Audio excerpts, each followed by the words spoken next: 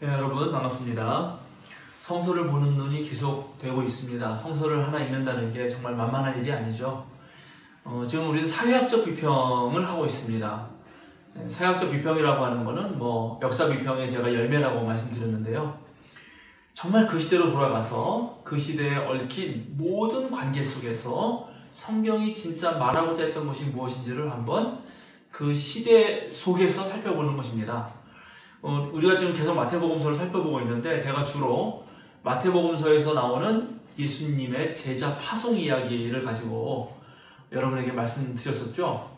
그런데 마태복음서나 마가복음서나 누가복음서나 제자를 파송할 때 동일하게 가지고 가지 말라는 게 있어요. 그게 뭔지 혹시 기억하십니까?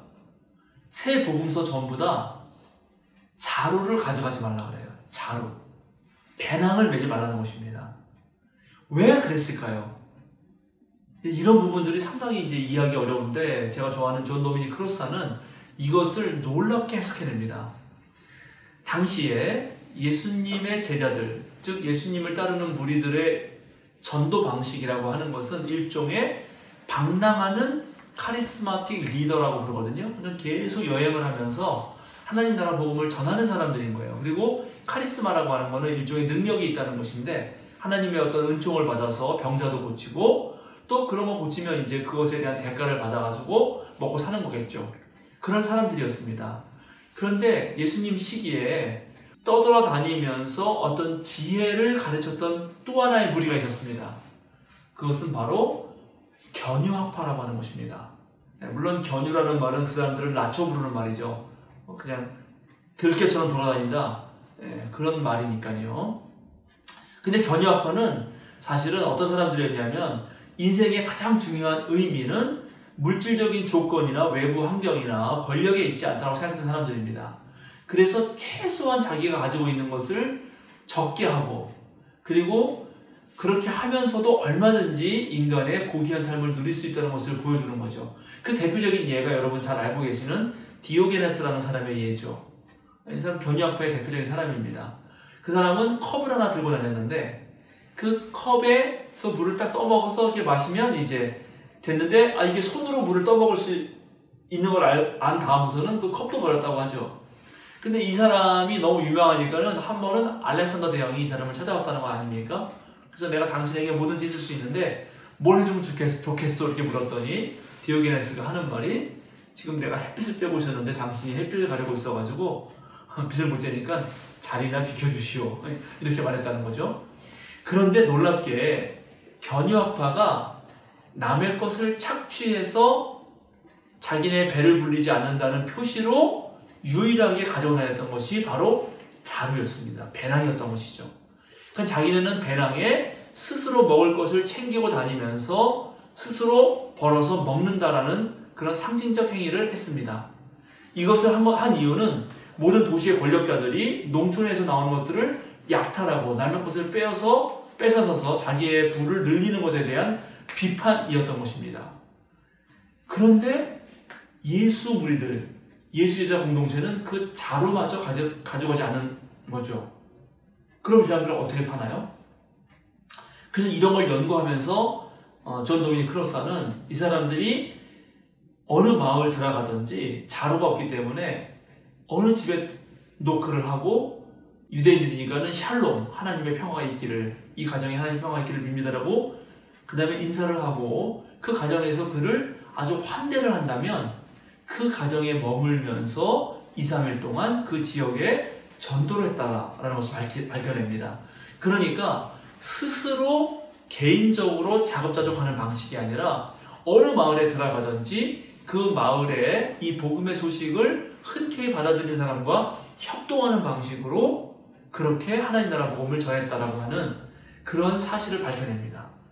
그러니까 바로 이런 것이 사회적 비평의 대표적인 것이죠.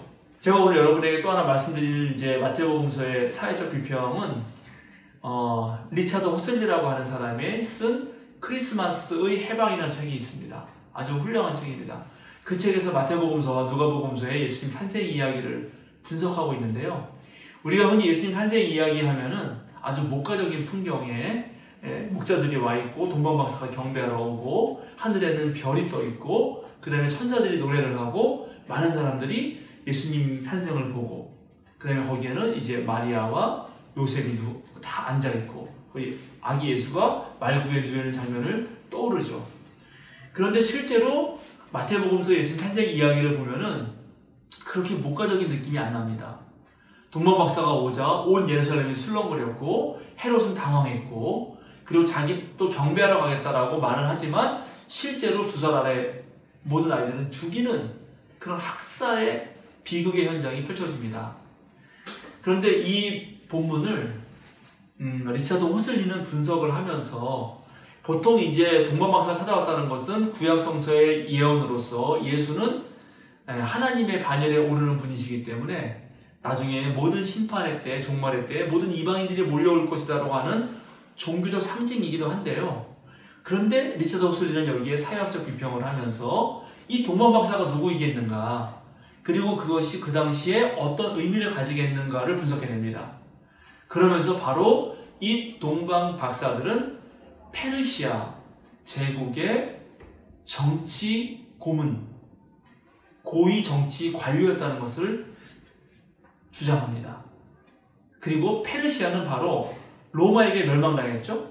그러나 페르시아는 바벨론을 멸망시켰습니다. 그러니까 이게 무슨 말이냐면 유대인들이 바벨론에 의해서 완전히 망해가지고 끌려갔는데 페르시아가 바벨론을 멸망시킴으로써 유대인들이 다시 돌아오게 되죠.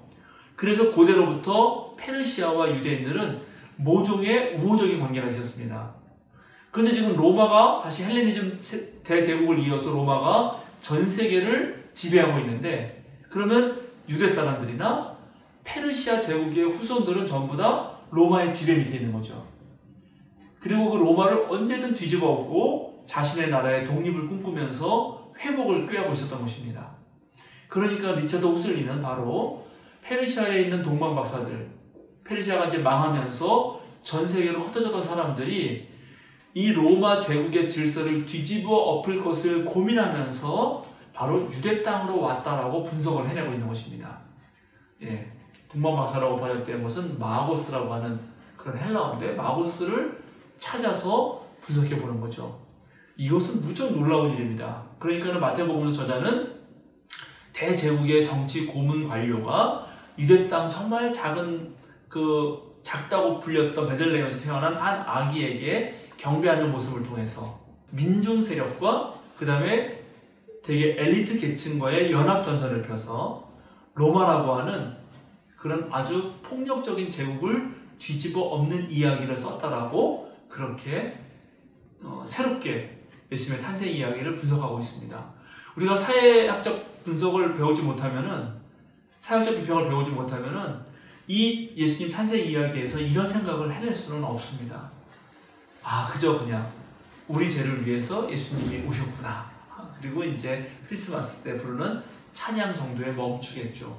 그러나 사회학적 비평은 놀랍게도 이런 분석을 해내고 있다는 것 여러분에게 다시 한번 말씀드립니다. 자, 이것으로 해서 이제 사회학적 비평 방법론은 끝내고요. 다음 시간에는 이 역사 비평 전체가 갖고 있는 장점도 얘기했지만 또 단점이 있습니다. 그래서 새롭게 문학 비평이 등장하는데요. 그 문학 비평으로 넘어가면서 계속 성서를 보는 눈 이어가겠습니다. 네, 여러분 감사합니다.